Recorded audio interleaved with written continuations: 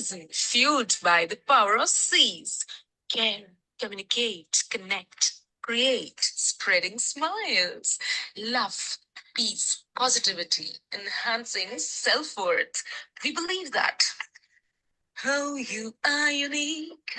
You are unstoppable. You are unbeatable. You are timeless. You are tenacious. You are witty.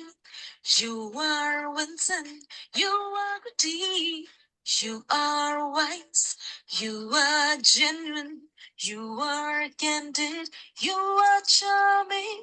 You are charismatic. Let's together keep shining and keep smiling to make planet Earth a beautiful place to be in.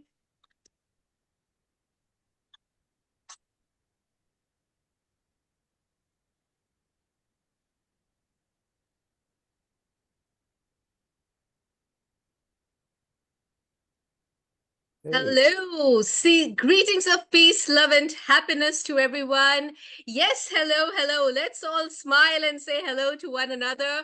I think today is a very, very special day. Not that any other day isn't special, but thank God for all these wonderful days that we have, because these days, when they come, they make us realize the value of relationships, the fact that we're nurturing relationships, the fact that we're nurturing bonds, and the fact that we're nurturing friendships, not only in our own country, but in a global community. And I think it's so wonderful to be connected globally now and to be so together and just here. I mean, different parts of the world, most of us are from. We're from the US, the UK, we're from Canada, we're from Malaysia, we're from Saudi Arabia, we're from so many parts of the world. But yes, we're here on this platform, Chilparco International, and this is the Mother's Day special.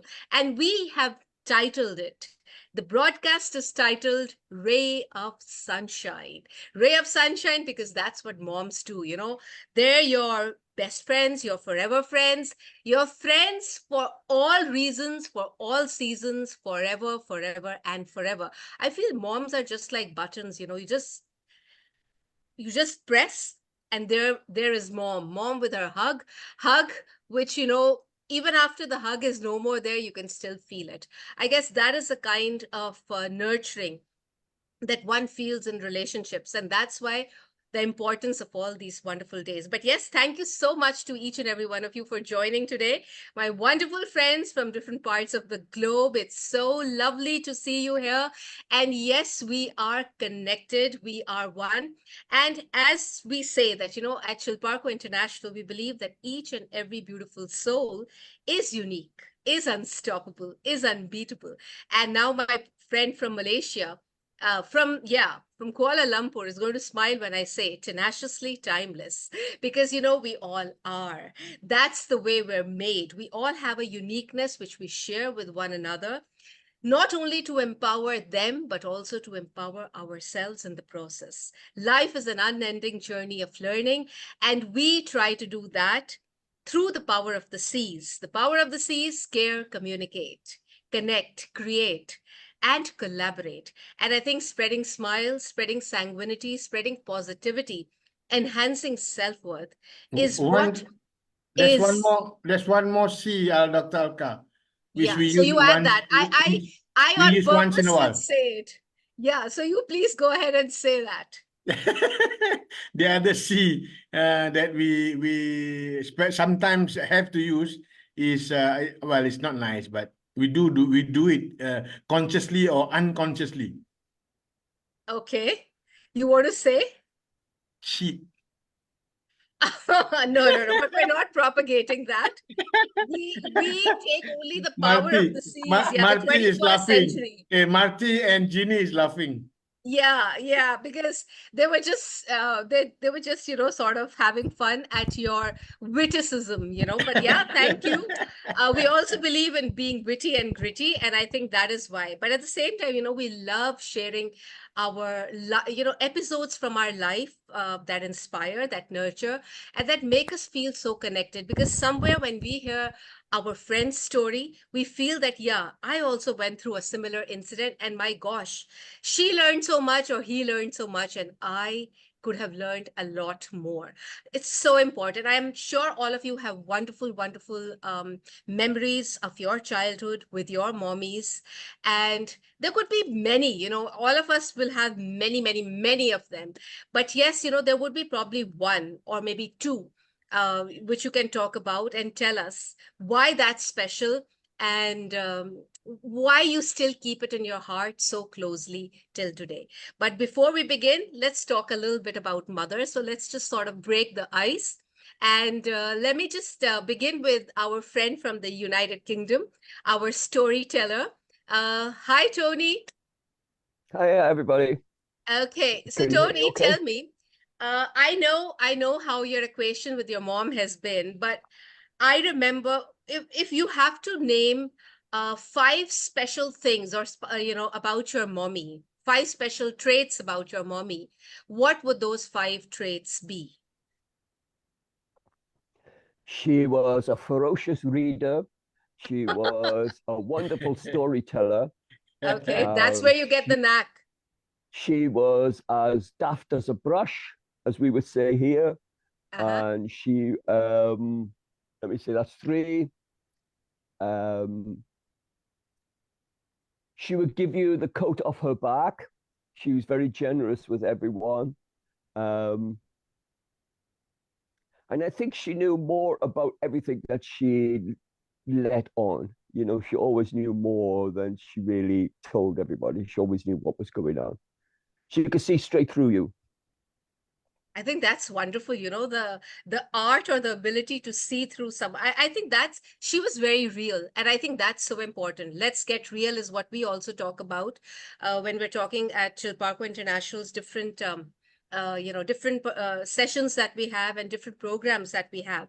All right, thank you, but we'll come back to you for your story. Let me ask Professor Dr. Huma Shah. Professor Huma, tell us, tell us about a book that your mother could read many, many times, and she could talk about it so many times that you almost got fed up as a kid. Thank you so much, Alka ji. That question was quite very, tricky, and I was wondering about this question as well. That what about the book that my mom used to study and, to learn and teach us again and again? Uh-huh. That was about one of the novel. She used to read constantly, and try to feed it in our minds. Na? That novel is totally about the family. What's about the Asian family, the Asian culture, and how it works, how you can do the great bonding with your siblings, how can you do the great bonding with your parents, how can you take care of your family, even the structure and the structuring the plotting material of your house as well.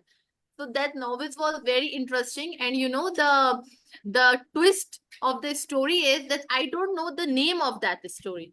I don't know the name of That's the that novel, funniest part. but I know the moral of that story is how to be a good person and how to engage with the people and how to connect with each other. Wow. That was the moral of the story. Wow, that's so lovely and so beautiful, I mean, thinking about our moms like this, it's so wonderful, and at the same time touching, and brings back a lot of good memories. Thank you so much, Professor Huma. We'll come back to you more for your story. Let me talk to my Kai Began now. Kai Began, tell us about mommy's favorite cuisines. Any special foods that were special favorite with your mommy, and if she would have that, she would need nothing more. Oh, my mother is a good cook and I'm a good eater.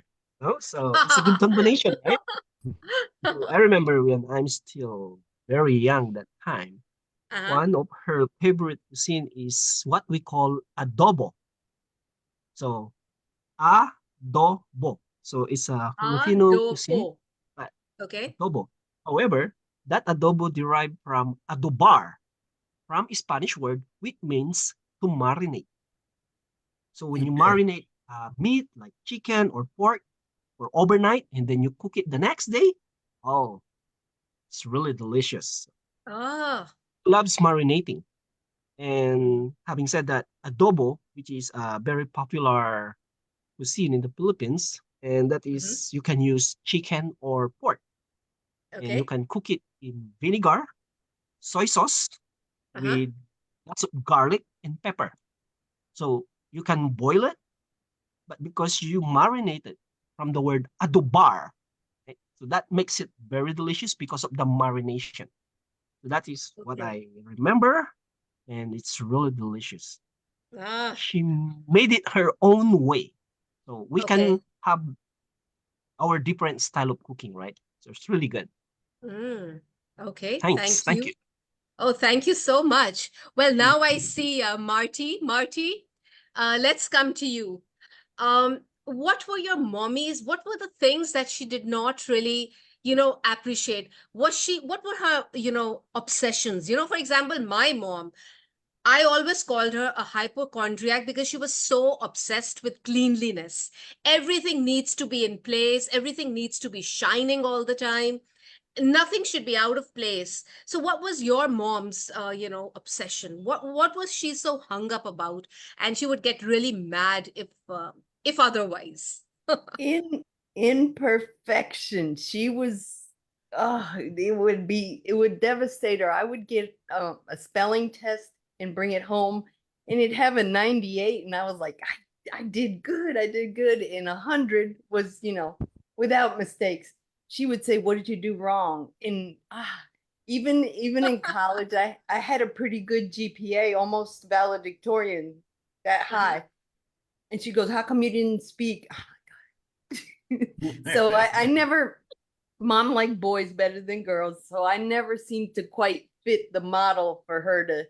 So she was always very demanding of me to meet the standard. But I've forgiven her and I've forgiven myself because that broke us apart. We didn't get along very good because to me it was like I was doing everything in my power to be perfect, but I didn't. No one told me that perfection doesn't exist. And I got out on my own and I realized, oh, okay, there was a reason for it. And now I see the behind the scenes, the reasons why. But I certainly appreciate that she held the high standard for me, that she wanted me to be, That's doing why my you're best. resilient. Yeah, a Yeah. lot. Yes, absolutely. Absolutely. Wow. Thank you. That was amazing. We're going to come back to all of you for your stories. This is just a little casual chat.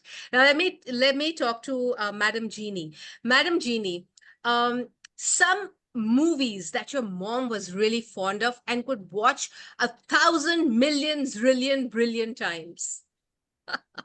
Two of them that I can think of because both movies had very strong heroines in it. And one of Mhm. them was Gone with the Wind. She really Oh, liked wow. Scarlett O'Hara, that whole story of the South. And my mother did move our family to the southern states when I graduated from high school. So she really did appreciate a lot of that southern plantation kind of story. And the other movie that my mother liked and I really liked too was Pride and Prejudice. So Wow. Me that too.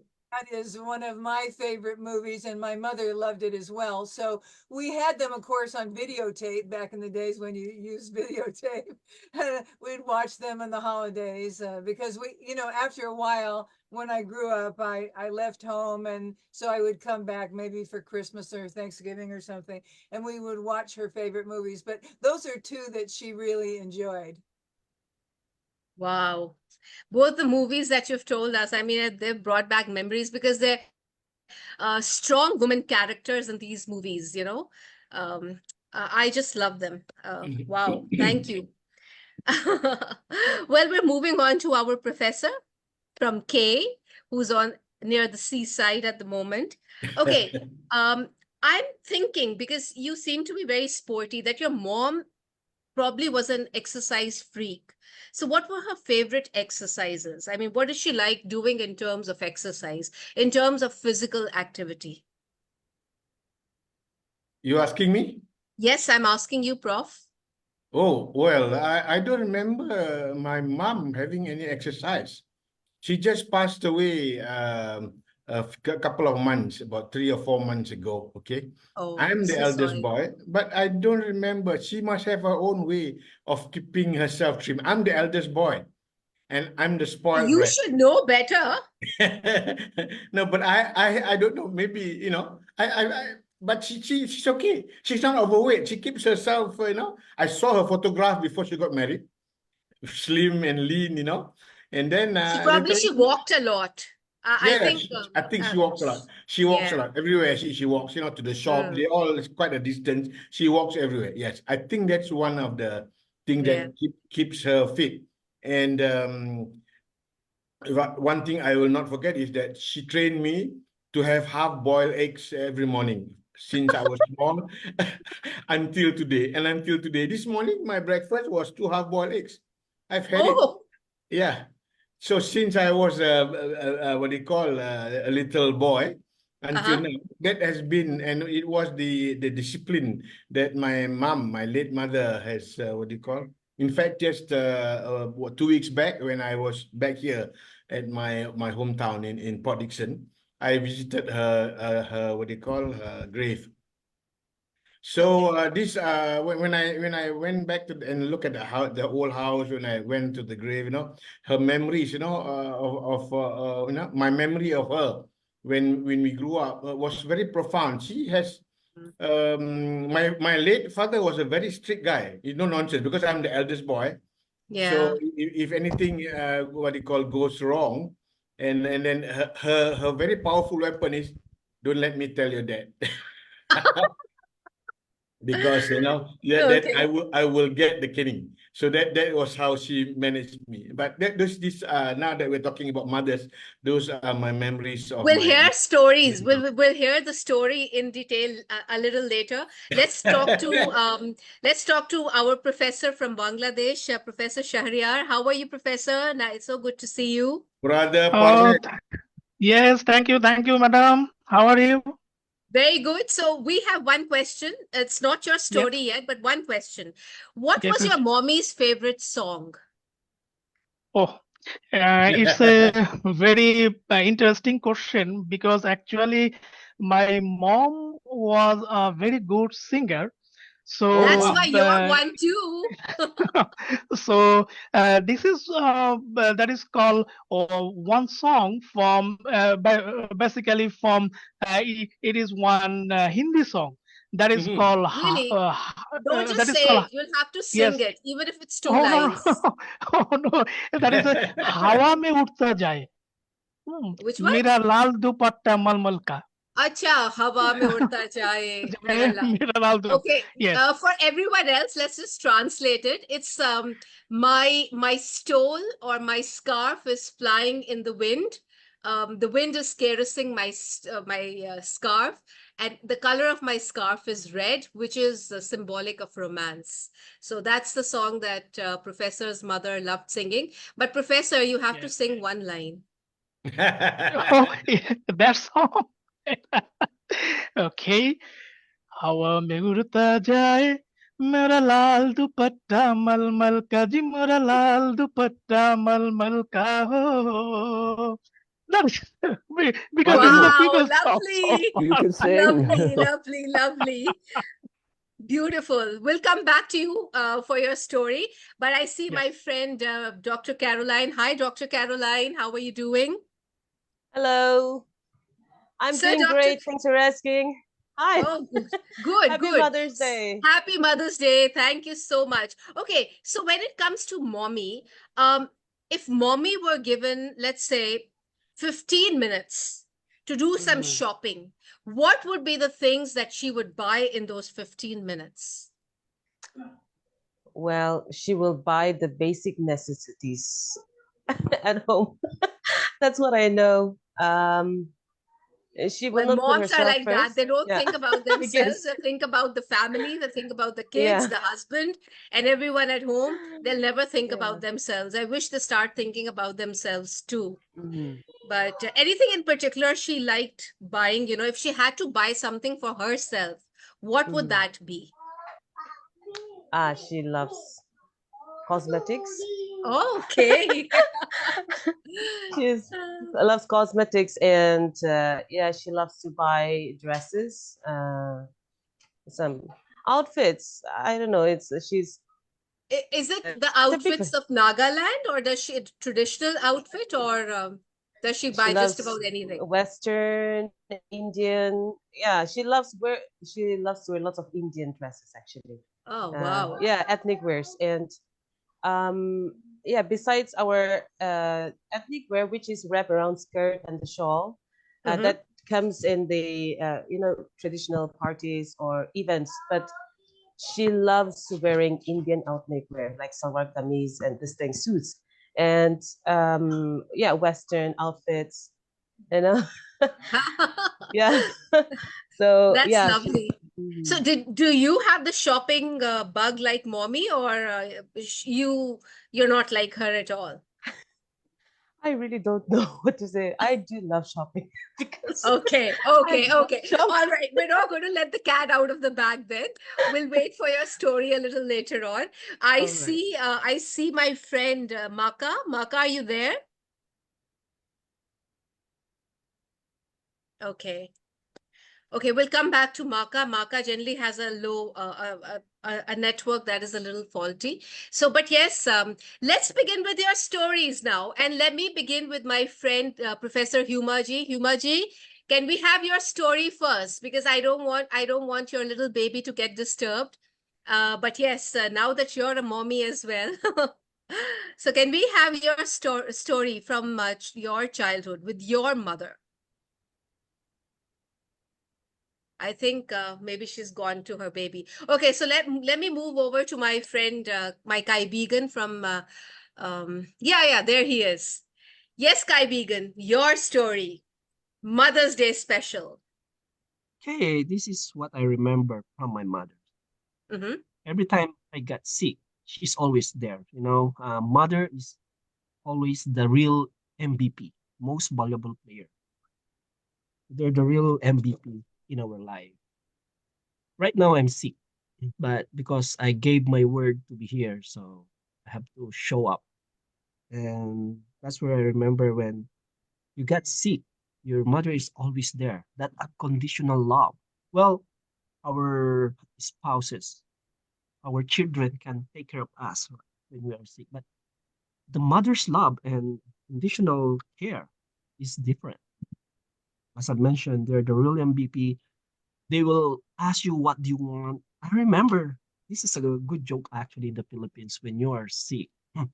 The Royal True Orange. I think I began you're very familiar that it's a soft drinks. It's a Royal True Orange, right? So they will give you that or soft drinks which is Royal True Orange. I know it's not healthy, but it's been part of childhood that they will give you that and then some kinds of fruits, maybe apple, just to give you that uh, feeling of, oh, I'm here for you. So that's what I remember. Right now, I'm sick and I don't have that kind of attention. Although I know our family, our current family, will do the same thing, but that kind of caring and love, wow, it's different. No, mother's mother's care is so different that nobody can match it, in my own Yeah. perspective. So our fathers can love us, right? But it's very different, unlike mothers. So that's what I remember. Again, because it's Mother's Day today, I'm not feeling well, and that makes me Oh, so if your mommy were remind here, those. her one hug would have made you feel well, Kai Yeah, Poor, Began. so that's what I poor remember thing. from my. Poor thing, Eric. You're not well. Get well soon, bro. Yeah, get Yeah, well thank. soon from all of Get well us. soon. I'm sure you'll get well soon, but you know what you said, love. I think that care, uh, no one can match it. You're so right when you say that mother's love cannot be matched. I mean, I don't know, is there some higher word than precious, priceless? Um, I don't know. It's a treasure. It's a treasure that we have in our hearts. And when you say that, I think, it brings a lot of goosebumps also. Some of us have our mothers around, and I think we're lucky, but the ones who don't, we're also lucky because, they're blessing us from the heavens above. So, mommy is always around us. So, with near you or far away from you, they're always there. You just have to think about them, close your eyes and think about them, and they will definitely bless you. And if you are facing some kind of a problem, you will get an answer. You will understand what is the next step that you have to take. It does happen. It does come to me. In my case, it's also my grandmother, I mean, my granddad. So, when I think of them, when I close my eyes and when I'm in a problem, I immediately get an answer. And they say that, yeah, you can't stop. You be unstoppable. That's what we groomed you to be, unstoppable. So I remember that. I think all of us have that story. So well said, very beautifully said. In fact, Kai Began, and I wish that you get well soon from all of us over here. Lots and lots of prayers, lots and lots of strength, and definitely get well soon. That's why, I could sense that, in your voice, but yeah, you had made a commitment to me. And that's how we know each other for almost 3-4 years now. It's been a long journey, but a beautiful one. And thank you so much for being my guy vegan all these years. And I hope this goes on forever. Thank you. Thank you for having me. Thank you. All right, let's move on to our lovely friend, the beautiful mommy, Professor Dr. Huma Shahji. So I did call out your name, but I think you got busy with the baby. I could understand. So before she calls you again, we want to grab you and listen to your story. Thank you so very much, Alka ji. Yeah, I was there because I don't want her to be in front of the camera with so much noises. I know. I agree with your previous and Eric statements. The same case goes with my father. So there are some sort of, tragedies happened in the families for each one person. My mother, according to my mother, tolerated me when I was a child. Obviously, this is a very common thing. And now I understand that why she knew that. 1 second, please. Oh, we can understand. It's a baby. Oh, maybe you can just say one line or two. I mean, and then maybe you can join again if it's a problem.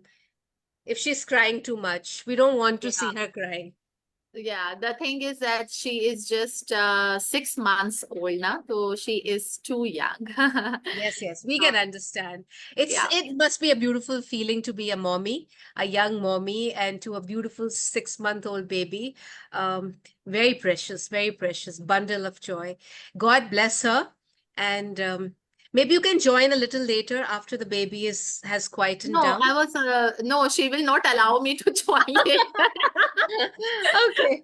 Because today is Sunday, so we are officially off today. We are in home right now. So actually, today as a mother myself now, I realized that how much my mother tolerated me.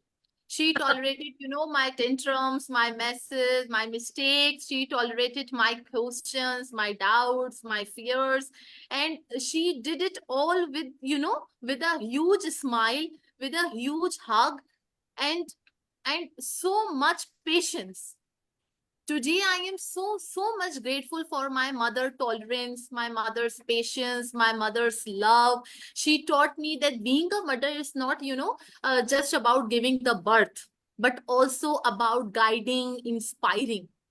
She taught me that being a mother is about being selfless, sacrificing, loving, unconditional.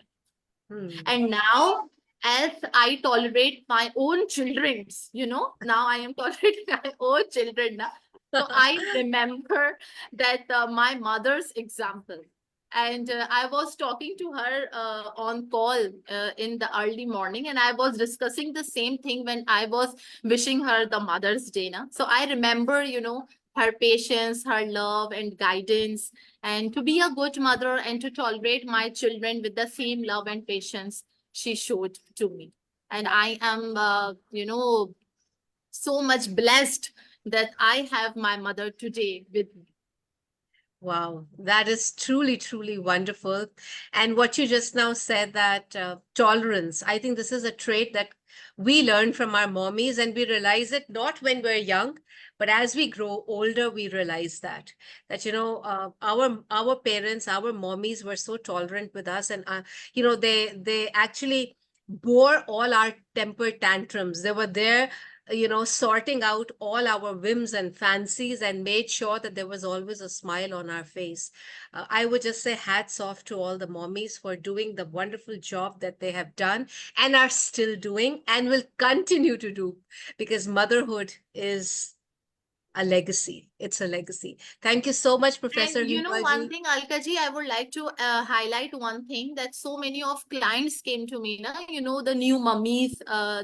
nowadays. So Yeah. I want to give the message, to the new mummies, that I have learned this, that being a mother is not just a job, it's a privilege, it's a blessing and a joy as well. Absolutely. This is so wonderful that, it is a blessing. It is a privilege to be a mommy, and not everyone can be. But, when you are one, be blessed. Think that it is a divine benediction that has come your way. Wow.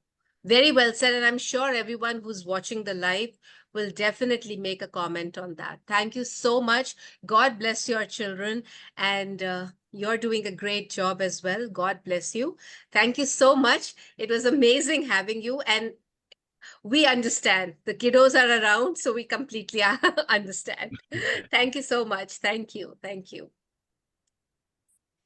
All right, let's move further, and let's go to the UK, the United Kingdom, and let's say hello to the storyteller himself, the yoga teacher, uh, who spent a lot of his time in China as well.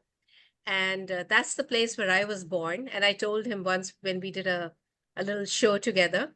But yeah, enough of my story. Hi, Tony. We want to hear your story now. Hi, everybody. Thank you, Alka. I'm pleased you mentioned China too.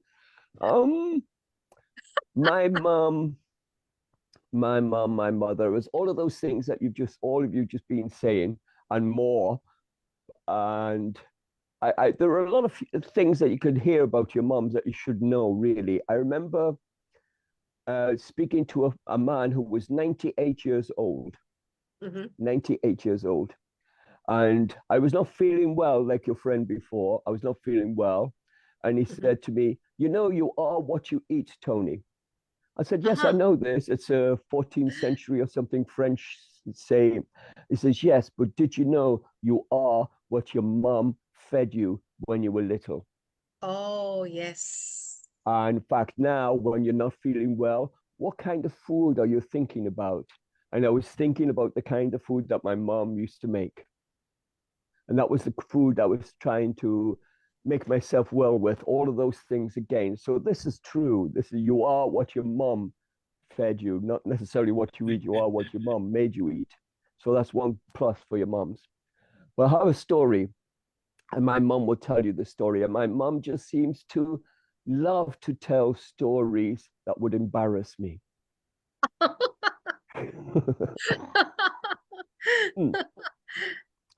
So I remember this. I was 4 years old, not quite 5. I know that because I hadn't gone to school yet. So I was about 4 years old, and I must have had an argument with my mom. And I said, right, that's it. I'm packing my bags. I'm running away to China. So I remember packing a brown paper bag carrier, put a blanket in to make it look full, put a nice shirt on top, and said, see, look, I'm packed. And I ran out, slammed the door, and I went all the way down to the bottom of the street and crossed the road all by myself. And I sat on that wall, and I sat on that wall, and I sat on that wall for the longest time until eventually a stranger came by. And I know I was not allowed to talk to strangers, But I spoke to this stranger. I said, please go and tell my mommy that I haven't gone very far yet. She can still catch me before I go to China. I was about 4 years old, and I was 37 by the time I finally got to China after all those running away. I could have walked it quicker. And I didn't realize, that my mom could just look out the kitchen window and see where I was all the time. She wasn't worried in the least of where I was. But she likes to tell that story to embarrass me, among many others. Among many others. I think I was an embarrassment to her, maybe. I wanted to say something though. Because I'm teaching and I'm with young mothers all the time now, and I have elderly people coming to my classes, and I see the picture of things. And because I'm getting old, it seems that when you're a mummy for the first time, you say to your children, follow me, do what I do, I will show you, and it's all follow. Then the children get to an age where you start to push the children. Say, do this, do that. I go, I'll be behind you, push you all the time. But you forget the other thing that children need too, to do something with them at the same time. So not walk in front of them, not walk behind them, but walk side by side with them to learn something new, to do something new, to do something together. And when you're older, that's going to pay dividends in all kinds of ways. For the children who will never forget you, because every time they think of that, they will be thinking of you. And every time they want to learn more about that, they'll probably want to learn it with you. So be with them sometimes too, not just behind them, not leading the way, not pushing them the way, but also be with them and walk side by side with them. That's a third thing to do. I don't know. Wow. Is there anything more that you would like to share? Because I think this is good. And all the new mommies who are watching the live are definitely going to benefit from this. It may sound a little hard hitting at times, but it's the real thing. And that's what we talk about, the real thing, the thing that truly makes you who you are, a strong, beautiful, powerful mom. And you're right, when you were just giving those examples. But that was really funny when you were saying that the embarrassment part. But I'm sure, your mom actually taught you to be who you are. If it weren't for her stories, you wouldn't have been such a great storyteller yourself. And you are one witty one. Oh, I still tell those stories that she told me years ago. Most of them are on my radio program. I still tell those stories. She told stories about her grandfather and her father and their parents before them, and I loved them all. And they were all heroes in their own right. And my father's father, my grandfather, he was a hero. If I could tell you it briefly, he was a hero in the First World War, where a German grenade came into the trench. He picked it up instinctively, threw it back, and lost his arm. Okay. He saved 12 men's lives and his own, but he lost his arm. He came out of the war with a bit of just blown off from below the elbow. He had a stump. He could put attachments in, knife and fork, saw, chopping axe, hammer, all kinds of things he could fit in there. But he couldn't get a job. And the only way he could earn a living was by chopping firewood for people. And that's the only thing he could do. Now, I was told this story, and I used to shy away from the story because I knew it. But years later, I'm working in a community center near where my grandfather lived. And one day at a lunching club for elderly people, one of these people asked me my name, proper name, and I told them Tony Cranston. And they said, have you got any relatives living in this village called Tantobi? I said, oh yes, they all come from there. I know the stories about my granddad. I know the stories. She said, don't be shy with us. And she said, listen, everybody, listen. Do you know who this is? This is William Cranston's grandson. And they all stopped. I thought, I don't want to hear this story. I'm shy. But tell me, weren't you actually feeling very happy from within? I mean, you were the center of attention and attraction both. Well, yes and no, but I was trying to hide from the story. It seems that she told the story and she saw it when she was a small child. She saw it. And she says, you don't have to be shy in this house, not in this place, not where we are. Everybody listen. We all heard it. We all saw it. So and so, you were there, you were there, you were there. We all saw it. My granddad, there was 3 men for about 18 months after the war. So this would be about 1919, 1920. People had been calling him a lazy so-and-so, go and get a job. How could he get a job? He only had one arm and he was working in a coal mining community. He couldn't get a job. They called him every bad name under the sun, but he would ignore it totally. But one day, they said something about his mother. He said nothing. He went into his house, fitted his hook onto his arm, and went back out. And there was a river of blood by the time he finished with them. And all the children saw it.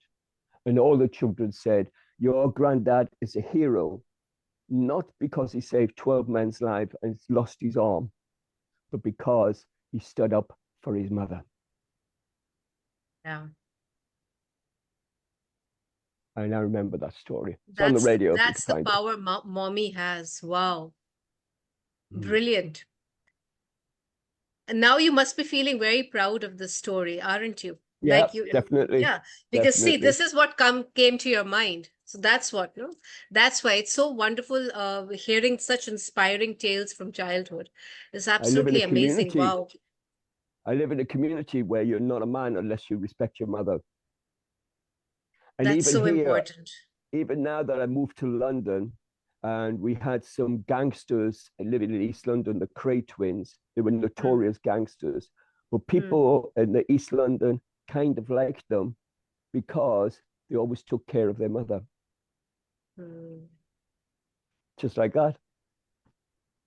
Wow. That's awesome. That's awesome. I mean, what do I say? Speechless. You know, when it comes to mommies, one goes speechless because mommy's word is law. She's the queen of hearts. And if you can respect your mother, like just Tony just now said, you know, everybody respected their mother. And that's what we were taught right from the very beginning. And I think that is what makes you such a wonderful person that you are. I think that's what makes you chivalrous. And the fact that you're respecting women, the fact that you're respecting your mother. Thank you so much. Awesome story. Sorry, cut this for so Wonderful, long. wonderful. Let's But I'm move looking on forward to to hear everyone else's. Yes, yes, surely. Let's move on to hear the story of our professor friend from Bangladesh, Professor Shahriar. I know how much you love your parents, and I know what your dream is. Yes, ma'am. You don't want any old age homes. I mean, something that you did once tell me that. But yeah, before I say anything, we want your story. And it would be lovely. Yeah, if you could, you know, dedicate a song towards the end, because you're such Yes. a wonderful singer as well. Okay, thank you. Thank you so much. Because when we say about mom, about mother, about in our language that is called ma. So moms are always, when I say yes, I'm speaking a story of my mom, then I'm actually a child at that time. So the age is not a matter because mom are always young in front of us. So that is the main thing. But actually, I have two things with me. One is I was wrote a open letter after the death of my mom, and that letter was published by one of the publisher in our country. The letter was in Bengali, in our language, but I just translated it in English for our people. And I have one videography that is I dedicated to my mom each year, actually, I dedicated that videography to my mom from my childhood to the last picture with my mom. So if you give me permission, then I want to share with you. Oh, you So want to at share? first, You want to yeah, share screen? Just a yeah, moment. a little bit later. At first, I want to Okay. read the letter, the Okay. open Okay. letter, because Mhm. after this letter, when you see the videography, then you just relate or communicate that thing. Mhm. So, in our language, we say mother is called ma or amma. That is in our language. So, ma, how are you? You have gone to such an unknown country, such an unknown world. Even if you want, you cannot hear from my heart. The hand that never asked God for anything, but praying for me, that is you, my mom, my mother. Are you okay? You know, mother, God didn't let me down. Every time I said it, a cold wind come to in my ears and said, yes, you were fine. Maybe it could be just in my imagination. You know, mother, you stay with me every time. I have felt one of your dress that is called shari in our countries or also in India in my study room very carefully and touch it every day and talk with you. Why did my mom leave me? I gave up every happiness in life just to keep you close to me. When I was a child, everyone's mom used to come after school, but you didn't come. I felt very bad, Ma. But you were in the ICU of the 12th floor of Bardem Hospital in our country, in Bangladesh. I still remember that the day of my O level or HSC, that is called Higher Secondary School Certificate course, I was very tensed. I was not a good student. You said that you should get at least second or third division.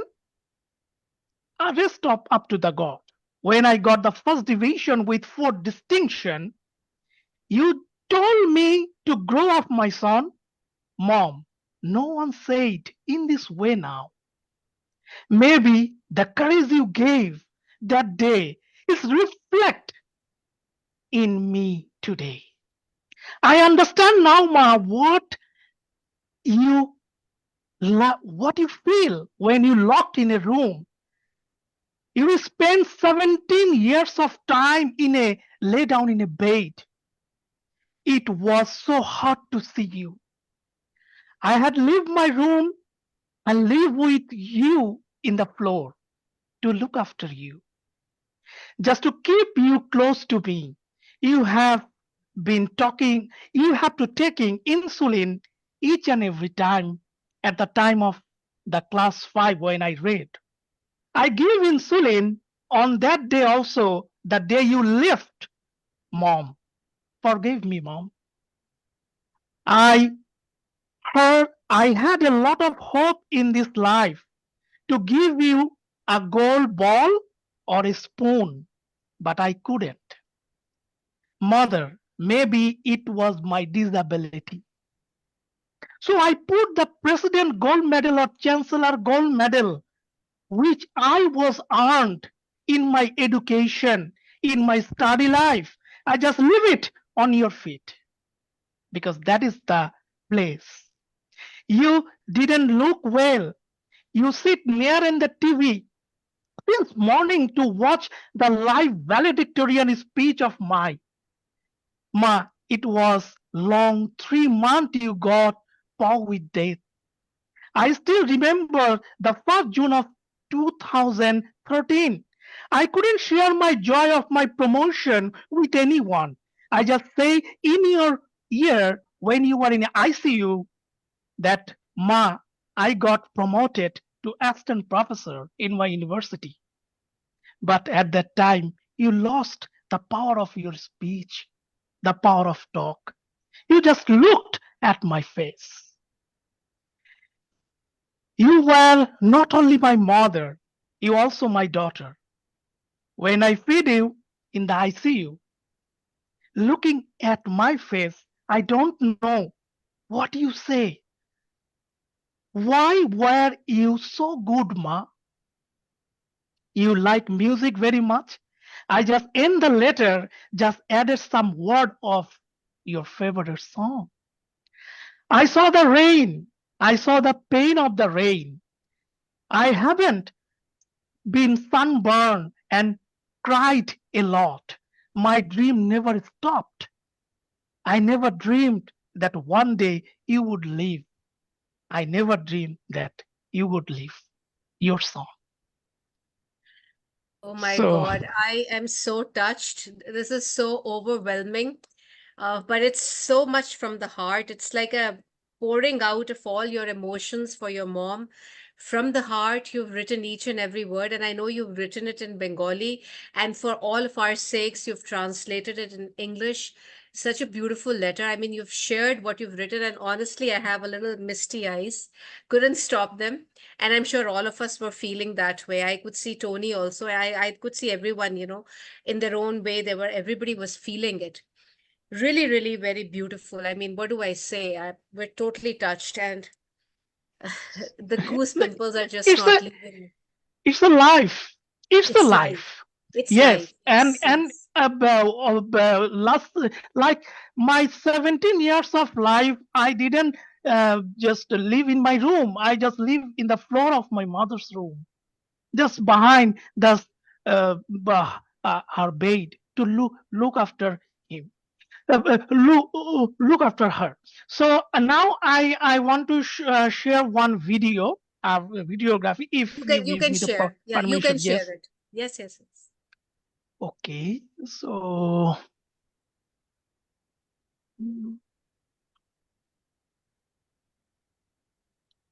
I is there give the permission to share? Yes, yes, it is there.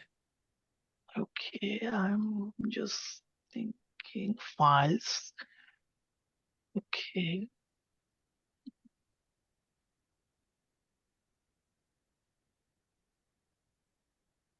Videos, desktop.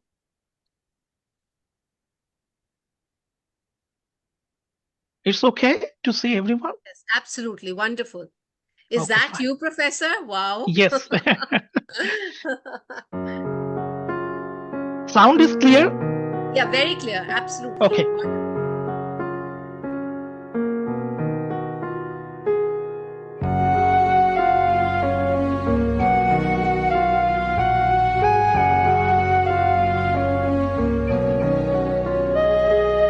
माँ, मेरी माँ, प्यारी माँ, मम्मा हो माँ, मेरी माँ, प्यारी माँ, मम्मा।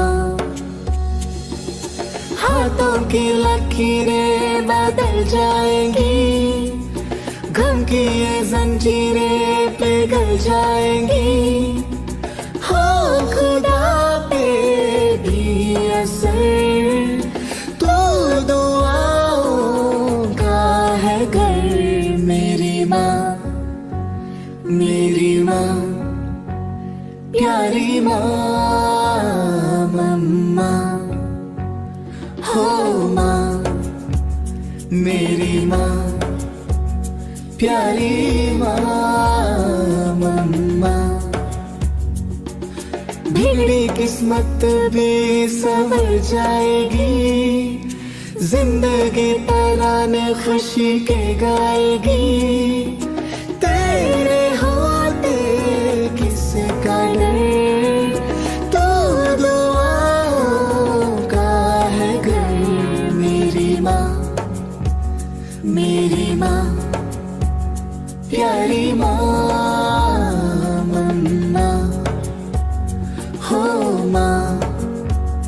मेरी माँ प्यारी माँ मम्मा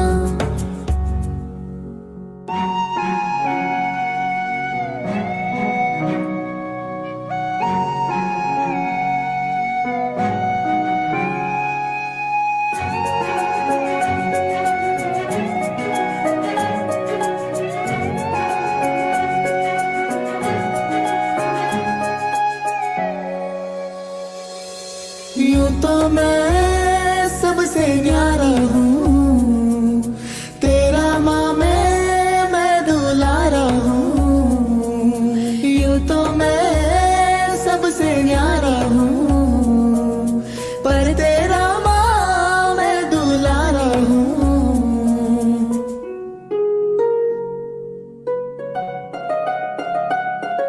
दुनिया में जीने से ज्यादा उलझने हैं माँ तू है अमर का जहां तू गुस्सा करती है बड़ा अच्छा लगता है तू कान पकड़ती है बड़ी जोर से लगता है मेरी माँ मेरी माँ मेरी माँ प्यारी माँ मम्मा हो माँ मेरी माँ प्यारी माँ अम्मा Thank you so much. Very emotional. Madam Jeannie, I would like you to just make some comments here. I'm too emotional at the moment.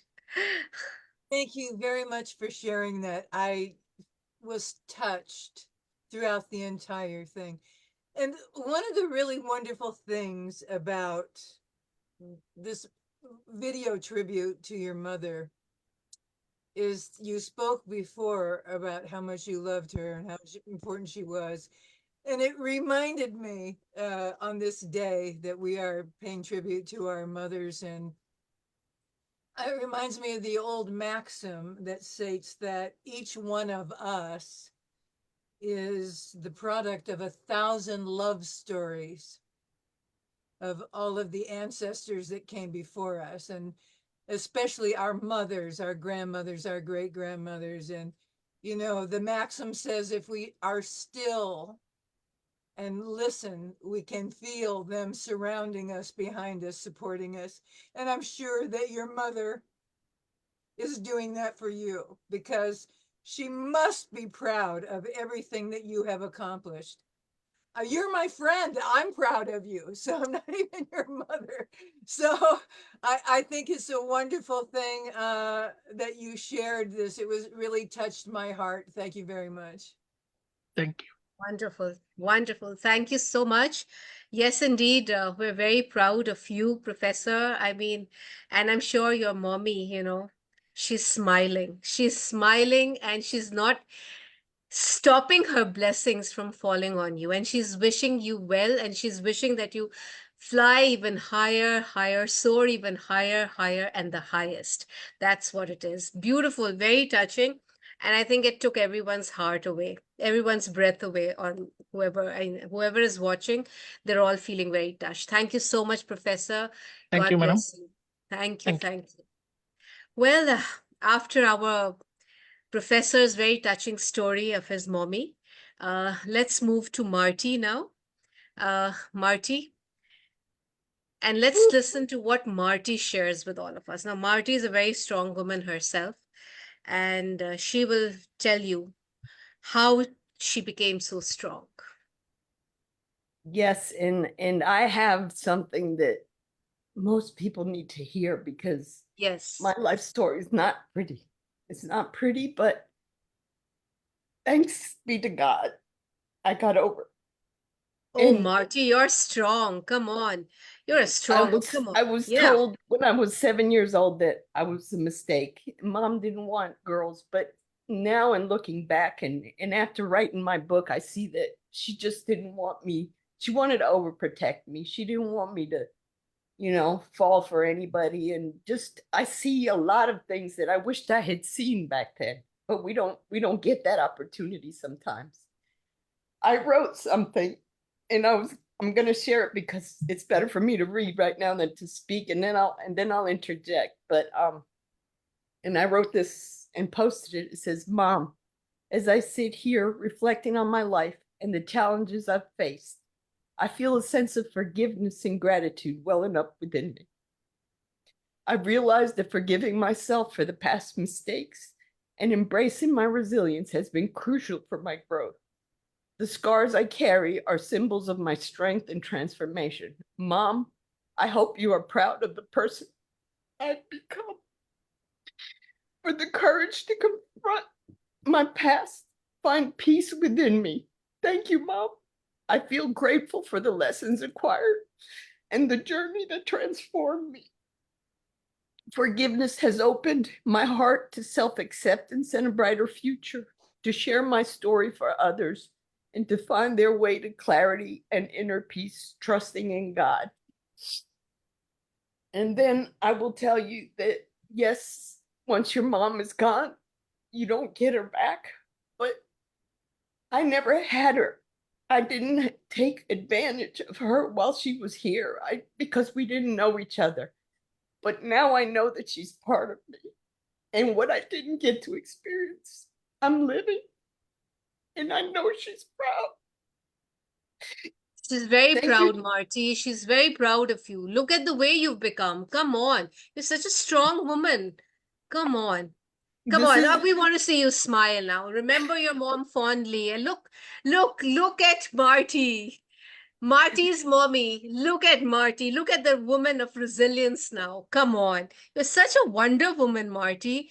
And I'm sure she's very proud of you. You know, it happens. It happens to the best of us. We make mistakes, but it's okay. and I know that God was preparing me my whole life to take Yeah. care of both my parents in the end, even though I was very rebellious because I had been hurt and traumatized. But I did get the privilege of taking care of them.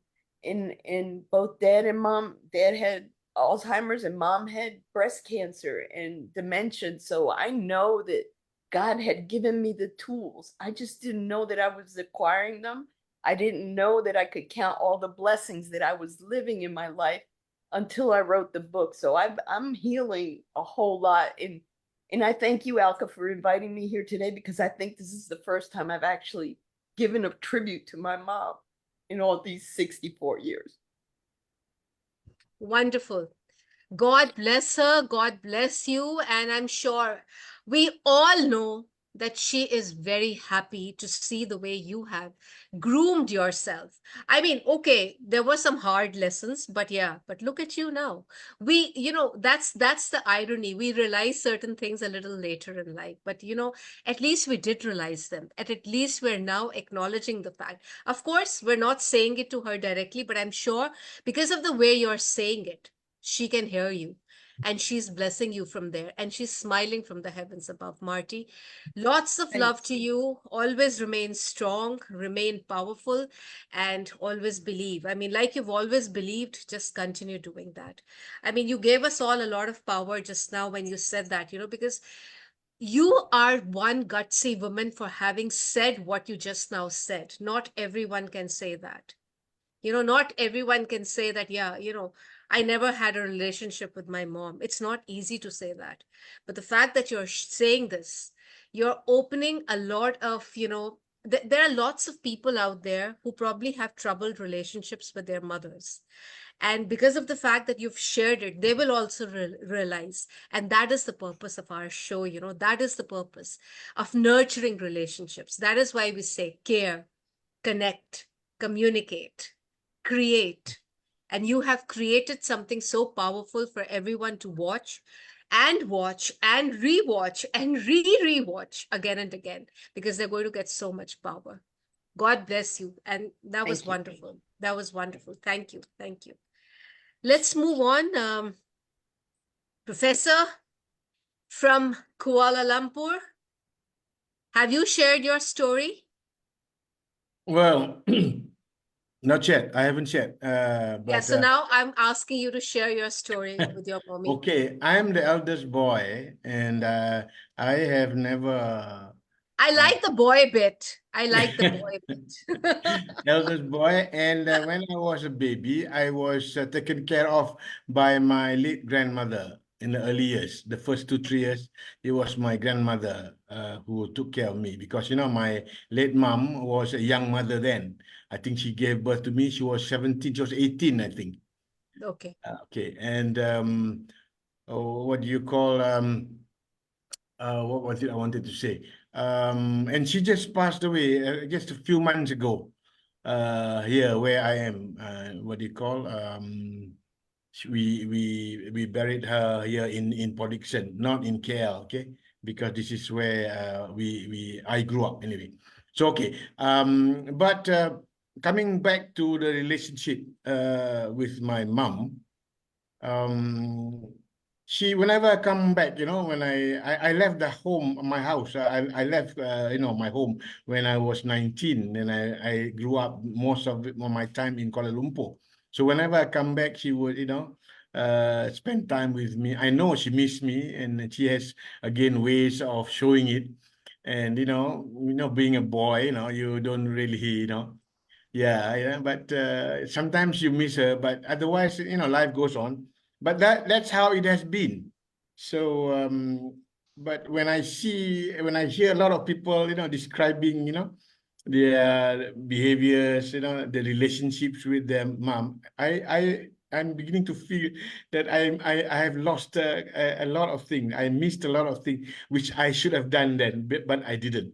That much I can immediately react and reflect on hearing our friends, you know, especially Prof. Parvez, after he showed the video of him and his mom. Very touching, bro. Well done. So that's it. I just wanted to share. But otherwise, happy Mother's Day to all the mothers in the world. And let's. So I do my best now to tell my children, not for them to, you know, what do you call, to force them, but to instill that awareness and do, especially my grandchildren, the things that I have missed or I feel. Okay, back to you, Dr. Alka. Thank you so much, Professor. I love your candid style. Thank you. That's why, you know, on the platform we say, let's get real. No masks, no putting on acts. We are what we are, the way Yes, we yes, are. We call a spade a spade. And if we have yes, made a mistake, we say yes, it. I think yes. that's the way. This is the power of, you know, this is the power of a tenacious personality, you know. And before Dr. Alka, before I forget, I wanted to say this actually. You know, there's a saying. You don't know how much someone how you don't know how much you miss someone or you like someone, you know, Till the time they go. until that someone leaves you Yeah. or go away, you know, from you. Yep. Right? That's true. That's very true, Professor. Again, you know, you've touched a chord because, you know, when one person realizes the worth of something or someone when they're no longer with them anymore. So that is why while we have them, let's enjoy them. Let's try to nurture them now that we Absolutely. know. So what we Absolutely. have now, I think we need to nurture those relationships. And when I say relationships, I'm talking about our relationship as well. Let's nurture it. This is not just a relationship which is based on one season. It's not like a branch of a tree. It's a root of a tree. We're all roots of a tree, you know, because we're all together in this mission of togetherness, in bringing smiles, positivity, sanguinity, happiness, tenacity. We're all together. And that's the way we should remain. This is the power of relationships, because if one of us is not here, we will feel incomplete. This was the purpose of actually, you know, talking about our moms, because in talking about our moms, we will also drive home this point that let's start understanding the worth of each and every individual, because everyone, and I repeat, everyone is unique and unstoppable. And we can never say that, you know, this person is this or that, or criticize or taunt or nag or say anything. No, none of us is perfect. But at the same time, We're wonderful with our imperfections, and we all have something to share and empower others. Thank you so much, Professor, for reminding. That was powerful. But we still have to hear your song. I mean, we're going to hear some songs too. Let's move to Madam Jeannie now. Madam Jeannie, our Hollywood diva. Thank you very much. I can't begin to tell you how much I've enjoyed all of these personal stories from all of you. I have come to know many of you by speaking in different engagements, and now I'm really seeing a personal side of you that we never would see at a conference. So I'm going to share a little bit about my mother. She was a very strong woman. She had to be, because she was married at 18. She had 4 children in 6 years. And then my father turned out to be worthless. So she, and he divorced. And so we went to live in a house in Salinas, California. And my mother went back to school and studied nursing at the time that she was having us raised by various babysitters. And when I became old enough, my mother really relied on me. I was not the oldest child. My mother had 3 sons and me, and I was the second child. But my oldest brother proved not to be the responsible one. So my mother put a lot of responsibility on me. I had to herd cats in the shape of my brothers. And they did not want to have me tell them what to do. But my mother expected me to run the house, keep it clean, cook for my brothers, and make them behave. And my oldest brother was pretty docile about the whole thing, but my second brother, right under me, he rebelled. He did not want to have to listen to me. And he would tell me, "You're not the boss of me." And then I would tell him, "Wait till mom gets home. You'll find out who's the boss of you." Okay. And so we had this kind of a relationship, and I never really wanted that. I just wanted to be a kid, go swimming, eat ice cream. But instead, I learned management skills. I learned staff management skills. I learned organizational skills. I learned time management skills. I learned how to impose martial law against the dissidents. I mean, this is what my childhood was like all the way through high school. So I became a reluctant leader. Okay, this is what happened because of my circumstances. So time passed and we grew up and went our separate ways. And unfortunately, my brothers died fairly young. Not one of them reached the age of 50. And so when the time came for my mother to need help, she came to live with me. She was in Wyoming and she came to my house in Indiana. And she spent the last 12 years of her life with me. And for the last 5 years of her life, she was really failing health-wise. And I had retired from my job in 2013 at the end of the year. And we started talking about how mom wanted to go on a trip and see family and friends. So we planned a trip from Indiana through the entire West to the coast of California. And I did a couple of shows along the way, and we went to see her grandchildren in Arizona. And so it was 5,000 miles. For those of you in kilometers, that's about 8,000 kilometers. And so we spent time together talking in the car. And I learned so much about my mother that I did not know before. I began to see her through a different lens than I did as a younger person. I began to understand why she made some of the decisions that she had made before. I began to reframe her. And it was a very rewarding thing for me to see her. So my mother lived with me until she died. She went into hospice care in my house and died on Christmas Day. 2018. Excuse me. But I feel her in my life every single day, just like I talked about before, that if we are quiet, we can hear those who loved us behind us, supporting us. So I really like to thank my mother, my grandmother, my great grandmother. Some of them were the kind of feisty women that Dr. Alka would appreciate. They did their best with the circumstances, the hands that they were dealt in life, and they helped form, who I am today. So thank you for letting me share this story about my mother.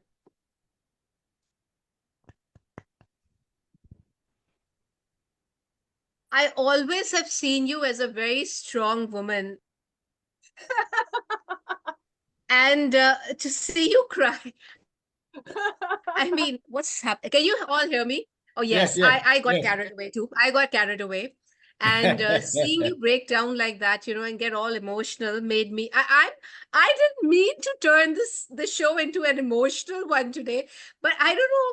I think when we talk about our mommies, and motherhood in general, I think the eyes just get misty, moisty because mine are. And I'm sure all of you are like that. I mean, But how come when we discuss about fathers, nobody cries? When we discuss uh, about mothers, everybody cries. Prof, we'll come to that next month. We have Father's Day coming up.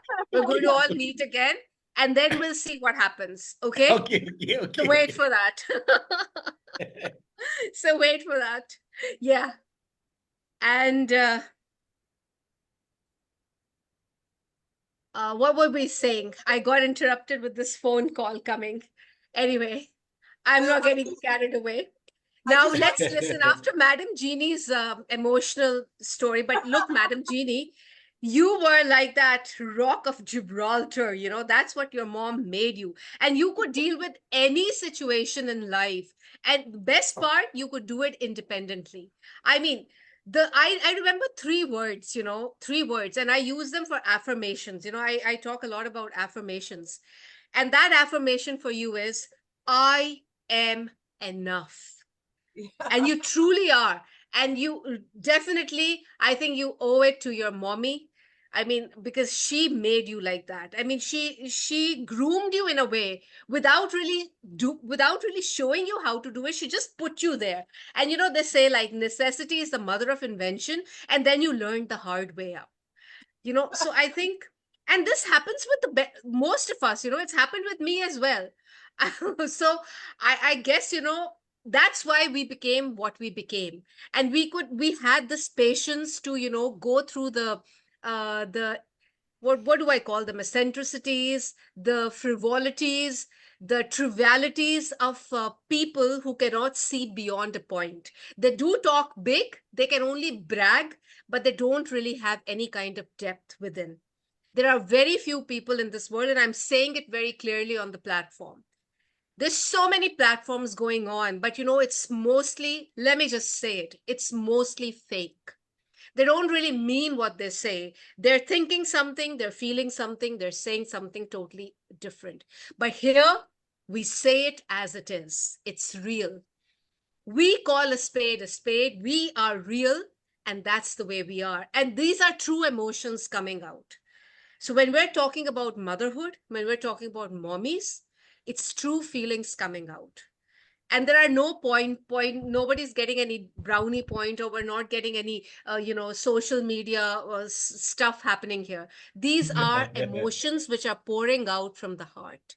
And this is important because people need to understand that even if mommy there were problems in your relationship with your mommies, but you don't know how that whatever difficulty you faced with your mom, how that shaped you into the person you have become now.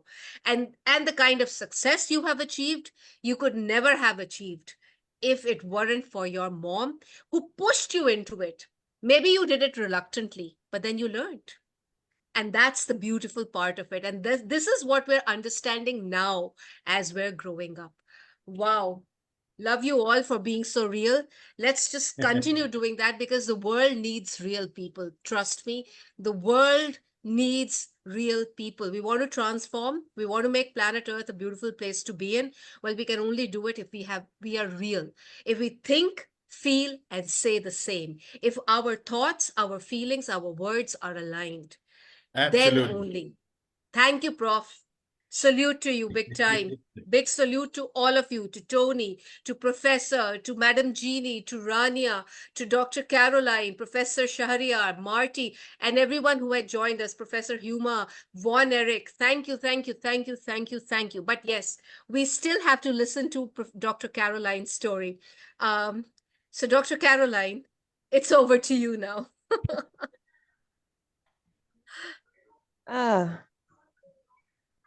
What do you want me to say?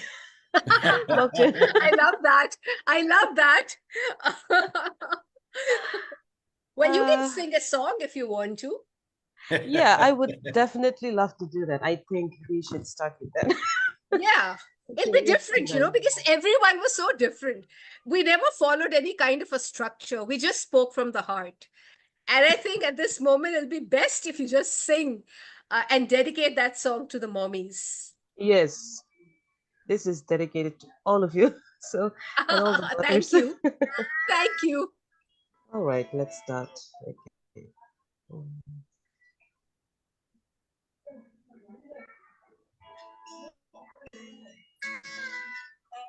Through the year, I go wandering once again back to the seasons of my youth.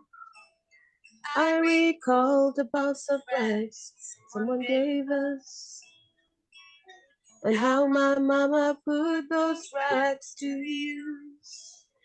There were rags of many colors, some of them were small. I didn't have a coat, it was way down in the fall. I sewed the rags together, so in every piece with love, she made me a coat of many colors that I was so proud of. As she sewed, she told a story from the Bible that she read, with a coat of many colors, just a floor, and then she said, perhaps this God will bring you good luck and happiness. I just couldn't wait to wear it, and Mama blessed it with a kiss. My coat of many colors that my mama made for me, made me from reds that wore it so proudly. Although we had no money, I was rich as I could be. My coat of many colors, my mama made for me. So with patches on my breeches and holes in both my shoes, my coat of many colors, where I hurried off to school, just to find the others laughing, making fun of me. My coat of many colors, Mama made for me. Couldn't understand it, though I felt I was rich, and I told them of the love Mama said in every stitch. I told them of the story Mama told me while she sewed. Coat of many colors was more than all their clothes. They didn't understand it, and I tried to make them see. I'm only born if only one chooses to be. I know we had no money, I was rich as I could be. My coat of many colors, my mama made for me. I know we had no money, but I was rich as I could be. My coat of many colors, my mama made for me. Thank you. I am not so familiar with the. That was wonderful. You were amazing. You were awesome. And yeah, really, it's it just built up the mood on the platform today, I mean, reminiscing, talking about motherhood, nurturing, love, care, compassion. I think all these words, unconditional love, tolerance, all these words have been coming up. Every one of you have been saying something, and I believe it's so true. Timeless love is what we're talking about, and timeless love is the love of a mother. But thank you so much, Dr. Caroline. Always, you are awesome. We have our wonderful, wonderful scientist friend all the way from Greece. Hello, Dr. Rania. So good to see you. Good to see you all. Great to Yeah, see we want to hear your story about your mommy. Yes. Happy International Mother's Day to all. I'm really Thank you. very got emotional by all these stories today, and of course I will share my own story. And both actually my parents were very strict in general. They invested a lot in my education. I received a lot of love, but my mother was very difficult, I could say. She's the type of controlling woman. Really every day till today, till now, every day, she tells me, why you didn't get married? You have faith. You have faith. You have achieved nothing in your life. You are not successful because I didn't get married. So she tells me what the society will say about this. Just get married and after get divorced. Make children and I will raise them instead of you. Just show the society that you got married once. So you can understand that she thinks that she wants me to get married only for pleasing the society or preventing the negative comments and gossips from the society. So she over criticized me a lot. I want to say that no, sometimes a mother sees her daughter more than her son as a reflection, extension of herself, rather as a separate person with her own identity. So she puts pressure on her daughter to act. I receive a lot of pressure, and to act and react to the world in the exact manner that mother would, rather than in a way that feels right for the daughter. Therefore, what's happening here, the daughter is always struggling to find the right way to respond to her mother in order to win her love and approval. And of course, there are many times that I felt that I didn't receive validation from my mother. You know here that navigating relationships can be challenging, especially when it comes to our parents. That controlling mothers present a unique set of obstacles because it's not easy to understand why they act the way they do or how we should respond. Of course, control in the mother-child relationship is often rooted in love and protection, this is certain. But when it crosses the line into manipulation, it becomes unhealthy. As children or adults, we want our mothers, of course, to be supportive and nurturing, but we also want to be independent and have our autonomy. So this delicate balance can be disrupted if mothers try to dictate every choice we make. A certain degree, of course, of guidance is essential for development, but when we talk about controlling mothers, we are entering in a territory that goes beyond healthy boundaries because we're dealing with mothers who accept excessive control over the children's life, and often this results in negative impacts on our self-esteem, on our independence, on our overall well-being. And of course, these are the mothers who make decisions for their kids without considering their feelings or opinions. And they constantly monitor and interfere in their relationships under the pretext of concern. So all these the common behaviors of these mothers are overprotectiveness, excessive criticism. They receive a lot of criticism, as I said, and ignoring boundaries. Um, of course, I want to say by concluding that this behavior can stem from good intentions, that would be a deep concern, but sometimes this behavior can be very harmful instead of beneficial because it leads to self-esteem, anxiety disorders, and even depression sometimes. And this is not my own personal anecdote. There is a lot of research which backups all what I said before. Of course, motherhood is a beautiful mosaic of feelings, encompasses love that knows no limit, The mother's love remains a constant source of warmth. I'm grateful for all the precious gifts received from my mother, but I could say that it's not easy sometimes to handle them because I will get married or will want to get married when I will decide. Not I want what my mother dictates me to do. Thank you. Happy the National Mother's Day.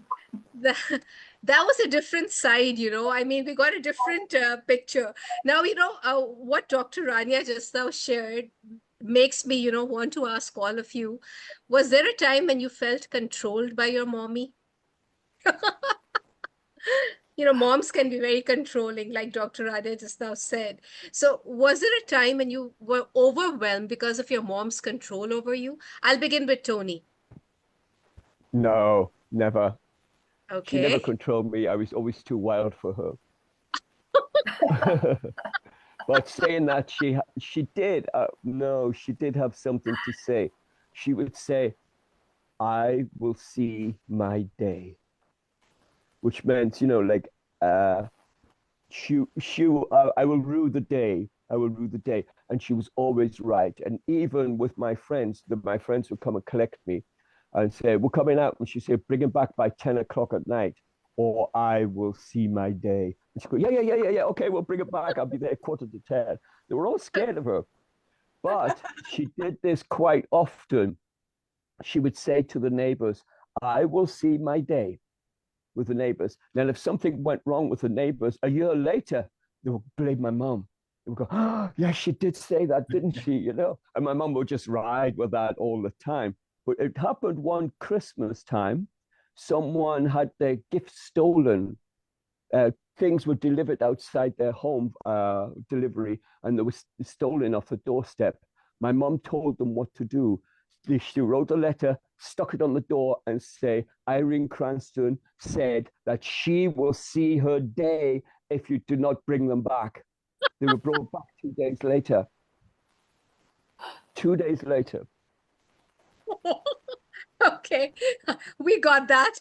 We got She was that. just she was just funny with everybody, but she knows it worked. But no, she Yeah. wasn't controlling. I was too wild for her, but that she did have that.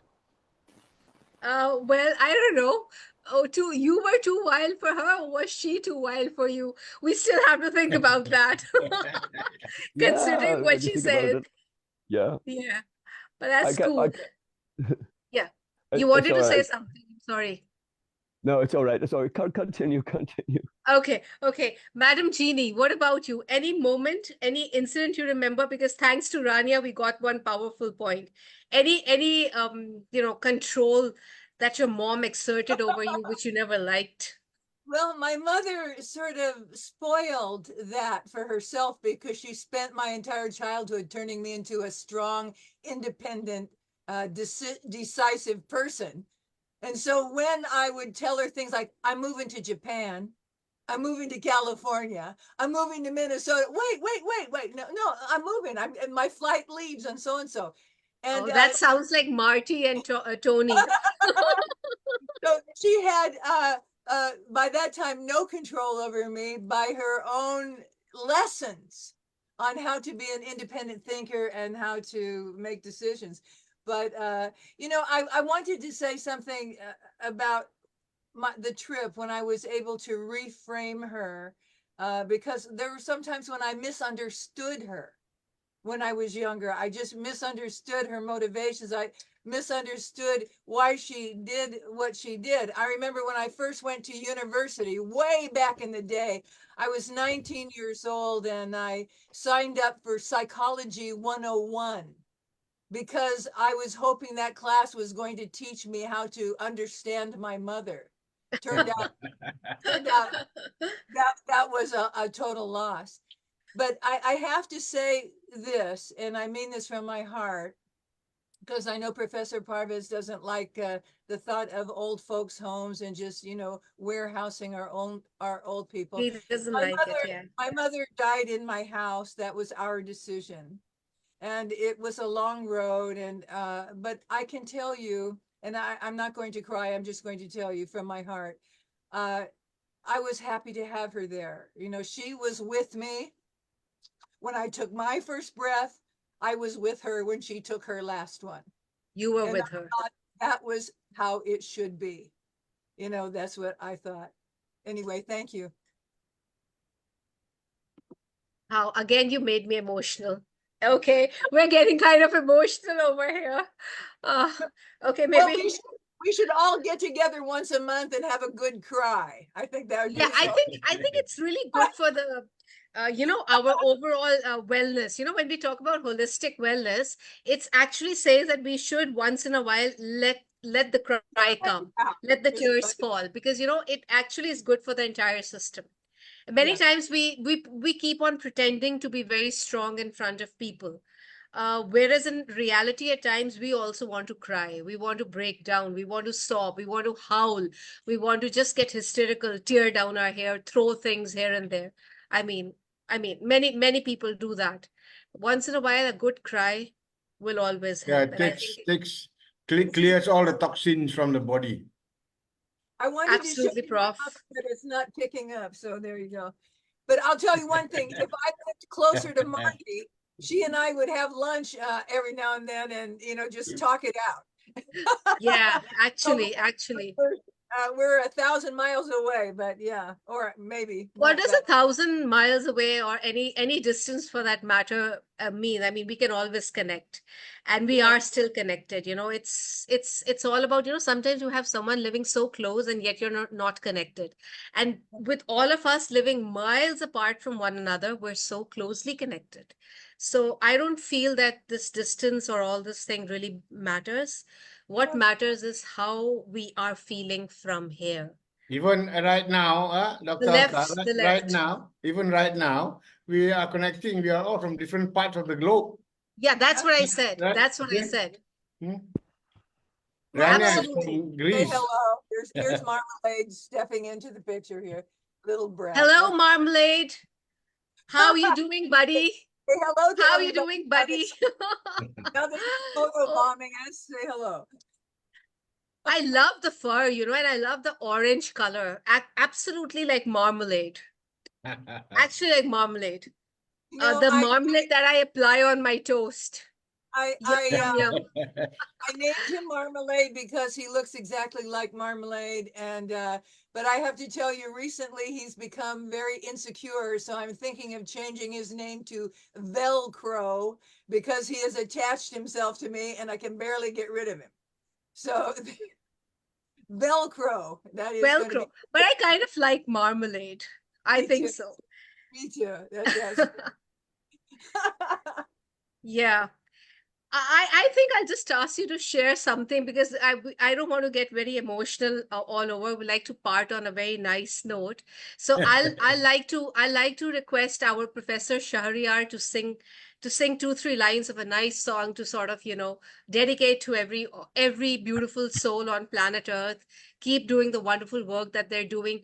Keep being real, which is so important. Yeah, if you don't like someone, just say to them, "I don't like you." If you don't like them, you just go away, but don't talk about them, or don't just say Right. things about them which probably are not even true. I think we need to get out of that. We need to really get out of that. Stop judging. That's the most important thing. So, Professor, one nice song is what we want. Okay, it's also my pleasure that Madam again invited me on that platform. The dignities are here. So the song is actually man's favorite song that is called Any Song, John Denver. Absolutely, So that's my yeah. daughter's name. We call her Okay. Annie. So I just start because I dedicated this song all over the world, all the loving people or the caring people in this world Thank from you. this platform, through this platform. Okay. So I'm just started, please. You fill up my senses like a night in the forest, like the mountain in springtime, like a walk in a rain, like a storm in a desert. like a sleepy blue ocean. You fill up my senses. Come fill me again. Come, let me love you. Let me give my life to you. Let me drown in your laughter. Let me die in your arms. Let me lie down beside you. Let me always be with you. Come, let me love you. Come, love me again. Thank you. Very good. Wasn't that beautiful? Well, This is you Wasn't have, that beautiful? you I have a just love this song. book. This is my all-time favorite. You'll see many of my posts with this song. The Yeah. ones who are connected with me on Facebook, you'll see many of my posts with this song, especially when my daughter is there with me. So I generally put this song because this is when she was born, we said, oh, Annie's here. So, you know, Annie's song is one of my all-time favorites. And it's so So, suitable and so apt for all so we mommies. now have a Professor John Denver in Oh, yeah. among Oh, yeah. What about you, Professor Vincent? Yes. Professor Yes. Khairuddin, Professor Vincent. Oh, I thought he has sung and I didn't have to sing. You have to sing. What did I say in the beginning? Okay. I have already chosen my We song. have to cheer up all the beautiful souls here. We cannot go on a emotional, Okay. you know, yeah, we're all emotional. Okay. We need to, Since yeah. since Professor Parvez chose John Denver, I will choose my favorite old man, Willie Nelson. Okay. Okay, Can you guys hear me? Okay. Yeah. Yes. Okay. perfect. The song is "You Were Always on My Mind." Okay. Okay. Uh-huh. Sorry, no guitar. Okay. Maybe I didn't love you quite as often as I could have. Maybe I didn't treat you quite as good as I should have. If I made you feel second best, girl, I'm sorry I was blind. You were always on my mind. You were always on my mind. Maybe I didn't hold you all those lonely, lonely times. And I guess I never told you I'm so happy that you're mine. Little things I should have said and done, I just never took the time. You were always on my mind. You were always on my mind. Tell me that your sweet love hasn't died. And give me one more chance to keep you satisfied. I'll keep you satisfied. That's it. Wow. Awesome. Excellent. Excellent. Beautiful, Willie would be beautiful. proud. Willie would be proud. Tony, do you sing? No way.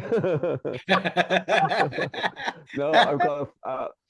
If I started to sing, people would leave the room. That's why I'm a storyteller, because I just can't sing at all. That's all right. Okay. Yeah, I became a storyteller precisely because I can't play an instrument, I can't sing, I can't do any of those things, but I can tell a story. And the Okay. older and uglier I get, the better storyteller I seem to be. Yep. And you're not ugly. Okay, come on. Don't say that. Okay, Rania, do you sing? Maybe we can hear a No, song, a I'm not good a Greek at song from you about mommies. I'm not good at singing, sorry.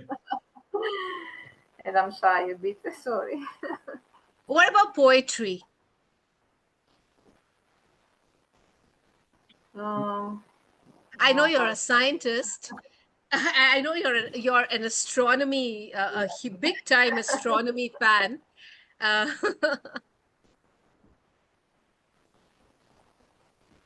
okay, if you had to talk about your mommy in a scientific way, how would you do that? Maybe you'll add Um, some yes. whatever acid and blah blah and this bubbly and that bubbly. I don't know, something like that, perhaps. Okay,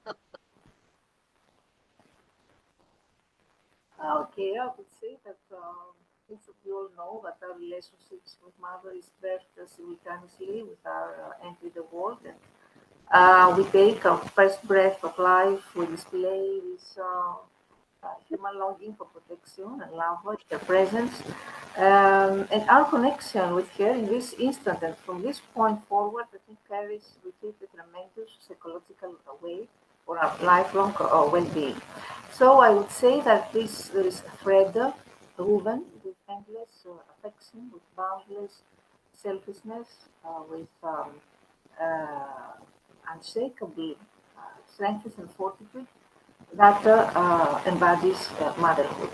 And also beneath the surface of maternal devotion, there is a depth of sacrifice because mothers carry the weight of responsibility with courage, often putting aside their own dreams, foster our dreams, and they endure sleepless nights. They exchange their desires for our ambitions sometimes, and they dedicate themselves wholeheartedly to nurturing our growth. So, finally, I want to say that mothers and my mother, of course, stand as pillars of strength for me, unwavering in their commitment to the child from a life storm, and her unwavering support fuels my, my desires. Her wisdom guides my path, and her enduring presence lights up even the darkest corners of my journey. Thank you very much. Beautiful, beautiful. See, you came up with something so powerful and lovely. Marty, what would you like to say? A song, poetry? I have a poem. Actually, Okay, it got published, but okay, it's praise him for all things. I could just put mom in there. Praise her for all okay. things. Praise her for all the things. Nature in all its glory awakens us to her with bright rays of sunshine. For a sense of belonging, the warmth of an embrace, laughter that sharing brings. For allowing me to be and see that each one of us has love that shines through. For the uniqueness in each of us, special gifts we can share, provide tenderness and care. For the hope and knowing better days are coming while sunset showers us with wonder. That's lovely, lovely, beautiful, beautiful. And Dr. Caroline, what would you like to say as a parting shot? Another two-line song? Uh, I think there is something that is. I feel like it should blend. I believe. Wait, wait, wait.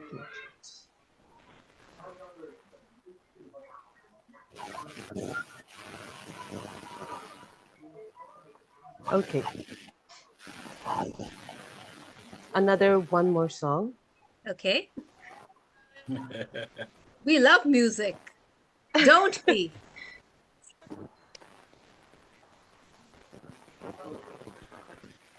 I ask my mother, what will I be? Will I be pretty? Will I be rich? Is what she said to me. Será, será. Whatever Maybe we all will can sing. be. Yeah. Future's not ours to Ours to see. see. Que Que será? será, Será, será. será, What will will be, be, will will be. be.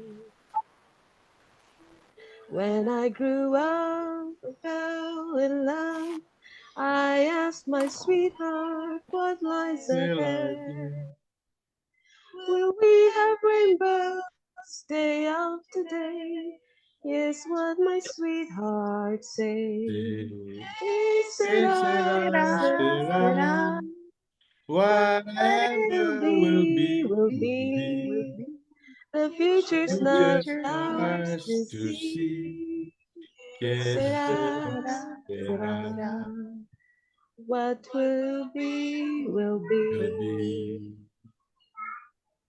Now I have children of my own. They ask their mother, What will they be? will I be handsome? Will I be rich? I tell them tenderly. Que Que será, será, será. será, Whatever whatever will will be, be, will will be. be. The future's not Future for ours to us to see. see.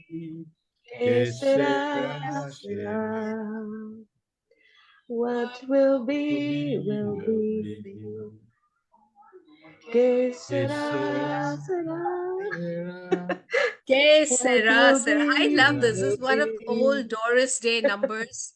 I Yes, think Doris one Day. song which is a evergreen song which will just keep on going from one generation to the next. I mean, it's quite an old number, but yet today it's so relevant and it's so timelessly tenacious, like we say.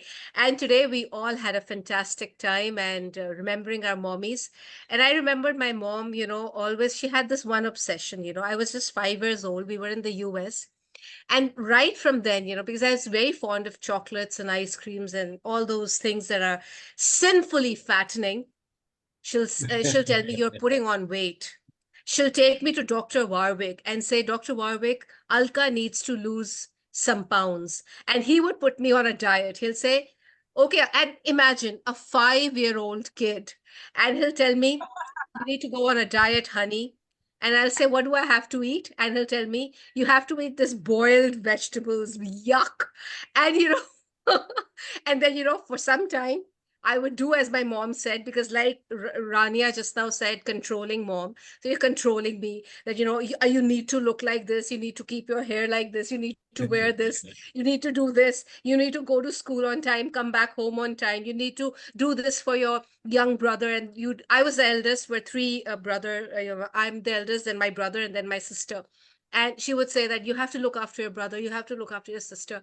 And I would, even if I didn't feel like, and when she wasn't around, I would really bash them up. Because I was controlled all the time. And the fact that I was taken to, she gave me such a complex about weight. I said, because of your complex, when I look at my pictures from the past, I told her, I don't really look fat in them. And she says, no, no, you were. I said, okay, I can never be perfect when it comes to that. So let me be the way I am. So, moms can be all kinds. They come in all shapes and sizes. And my granny, I was with my grandparents for some time while studying. And my granny, imagine a college girl, and she'll come to my college. I was a head girl of the college, and it was a standing joke. Hey, head girl, your granny's there waiting for you at the door. So she would come to me. I would tell her, please don't come. It's very embarrassing. But yet she would come. And if I had to go for any kind of a competition, she would come with me. And everyone would make fun of me saying, oh, babysitter, baby, So, but when I look back in retrospect and now that she's not here, I remember how much she cared and loved. And then, those memories just stay with you. And the fact that your mommy wants you to look the best and she wants you, look after your face, look after your hair, don't do this, don't do that, don't eat this, don't do. I mean, these are kind of things that we don't like. But somewhere down the line, we think that, yeah, they make sense. Well, that's okay.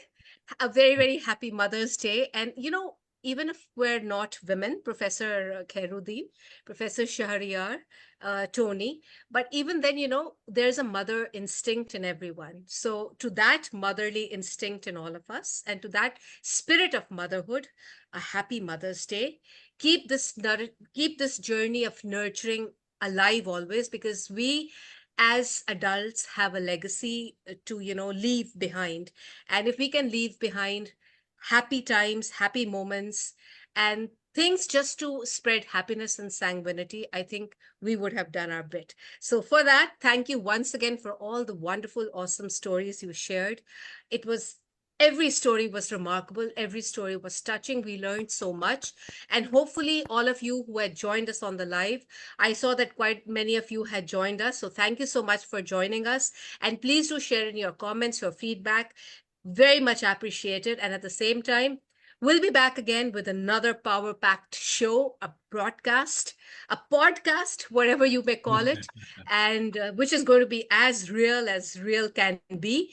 And till then, hasta mañana, till we meet again.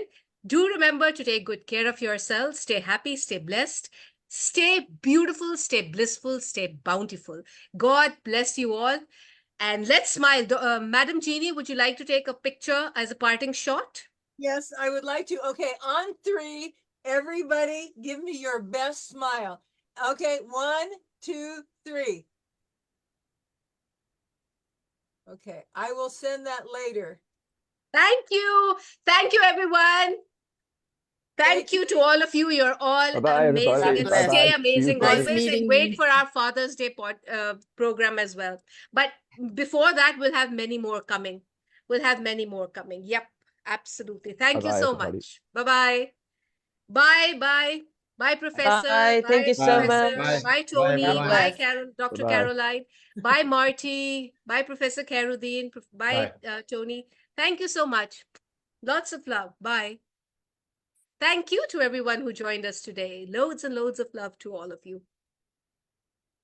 Hasta mañana till we meet again. And once again, a happy Mother's Day.